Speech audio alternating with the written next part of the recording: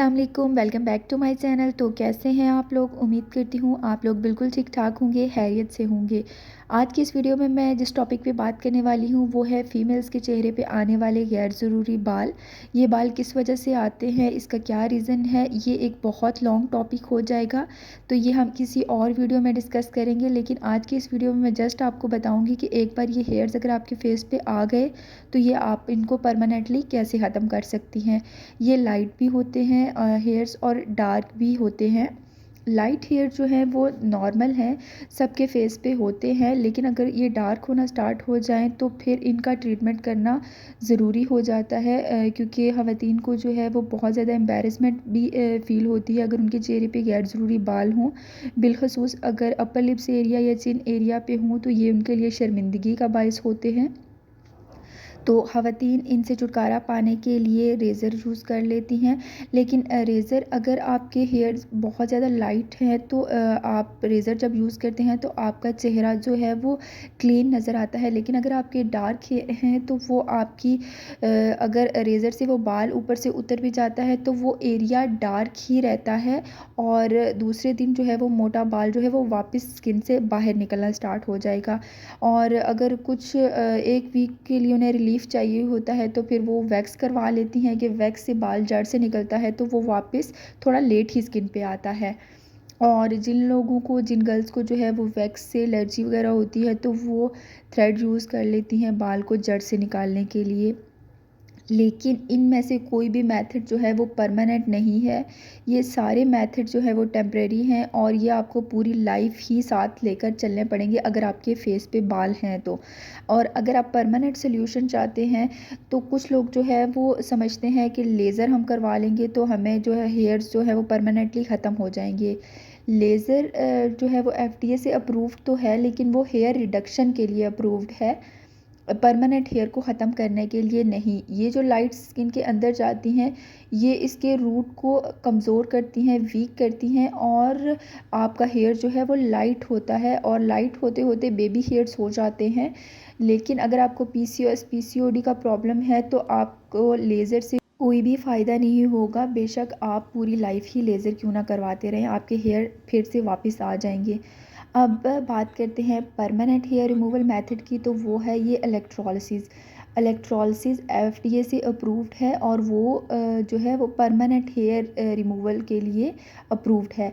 ये बहुत एक पुराना मेथड है जो कि यूज़ किया जाता था। लेज़र की इन्वेंशन बहुत बाद में हुई है, और इससे पहले जो है वो बहुत सी कंट्रीज़ में इलेक्ट्रोलिसिस जो है वो हेयर को परमानेंट रिमूव करने के लिए यूज़ किया जाता था। लेकिन अभी अगर आप डॉक्टर के पास जाते हैं तो वो आपको डायरेक्ट जो है वो लेज़र रिकमेंड कर देते हैं कि आप लेज़र करवा लें, और जब आप लेज़र के अपने सेशन कंप्लीट कर लेते हैं तो डॉक्टर कहते हैं कि जी मज़ीद आपको 5 से 6 सेशन की और ज़रूरत है। लेकिन आप बार बार जाते रहते हैं और फिर भी आपको 100% रिज़ल्ट नहीं मिलता। ये है इलेक्ट्रोलिसिस। ये इस नीडल की हेल्प से किया जाता है। ये नीडल आपके हेयर की रूट तक जाती हैं और रूट को बर्न करती हैं। ये ना सिर्फ रूट को बर्न करती हैं बल्कि इसके साथ साथ ये जो ब्लड आपके हेयर फॉलिकल्स को सप्लाई किया जा रहा होता है आपकी बॉडी की तरफ से हेयर ग्रोथ के लिए, ये उस सप्लाई को भी रोकती हैं, जिससे आपका हेयर जो है वो परमानेंटली ख़त्म होता है। ये बिफ़ोर आफ्टर रिज़ल्ट भी आप देख सकते हैं, इसके रिज़ल्ट 100% हैं, और ये 100% सेफ़ और 100% आपको रिज़ल्ट देगा, चाहे आपकी हेयर ग्रोथ का रीज़न कुछ भी हो, आपको हार्मोनल इम्बैलेंस हो, आपको पीसीओएस पीसीओडी हो, या आपके हेयर का कलर वाइट हो, तब भी ये वाइट हेयर्स पे भी 100% काम करता है। जबकि लेज़र जो है वो वाइट हेयर्स को बिल्कुल भी ट्रीट नहीं करता। अगर आप वाइट हेयर के ट्रीटमेंट के लिए डॉक्टर के पास जाते हैं तो वो आपको कह देते हैं कि लेज़र जो है वो वाइट हेयर पे काम नहीं करेगा। इसके अलावा अगर आपको लाइट हेयर्स हैं अपने फेस पे और आप उनसे छुटकारा पाना चाहते हैं तो तब भी लेज़र लाइट हेयर पे भी काम नहीं करता। अगर आपका कम्प्लेक्शन जो है वो डार्क है तो तब भी लेज़र काम नहीं करेगा, लेज़र की लाइट्स जो हैं वो काम नहीं करेंगी। लेकिन इलेक्ट्रोलिसिस का ये बेनिफिट है कि आपकी जो भी स्किन टाइप है और जो भी आपके हेयर की टाइप है, जो इलेक्ट्रोलिसिस है वो 100% आपको रिज़ल्ट देगा। और यहाँ पे सबसे इम्पॉर्टेंट बात ये कि आपने जब भी इलेक्ट्रोलिसिस करवाना है आपने किसी प्रोफेशनल इलेक्ट्रोलॉजिस्ट से ही आपने जो है वो ये वाला ट्रीटमेंट करवाना है। इसके अलावा अगर जो अनप्रोफेशनल कोई किसी क्लिनिक में या कोई छोटा सा सेटअप खोल के बैठी हुई हैं, आजकल तो पार्लर वगैरह में भी लेज़र मशीन देखे तो वो लेज़र भी कर रही हैं और कुछ जगह पे मैंने देखा है वो इलेक्ट्रोलिसिस भी कर रही हैं। तो अगर आप किसी अनप्रोफेशनल बंदे से करवाते हैं तो आपकी स्किन की कंडीशन ये जो आप पिक्चर में देख रहे हैं आपकी ये हो सकती है, क्योंकि इलेक्ट्रोलिसिस की जो नीडल्स हैं वो बहुत ही जो है वो बारीक हैं। और ये जो है इन्होंने पता नहीं कौन सा इलेक्ट्रोलिसिस यूज़ किया है। और मैंने अपनी इलेक्ट्रोलॉजिस्ट से पूछा था, उनको मैंने ये पिक्चर दिखाई थी, तो उन्होंने मुझे ये बताया कि जो हम मोल रिमूवर के लिए ट्रीटमेंट यूज़ करते हैं लोग उसको भी हेयर को जलाने के लिए यूज़ कर रहे हैं, जो कि सरासर गलत है क्योंकि वो इस पर्पज़ के लिए है ही नहीं।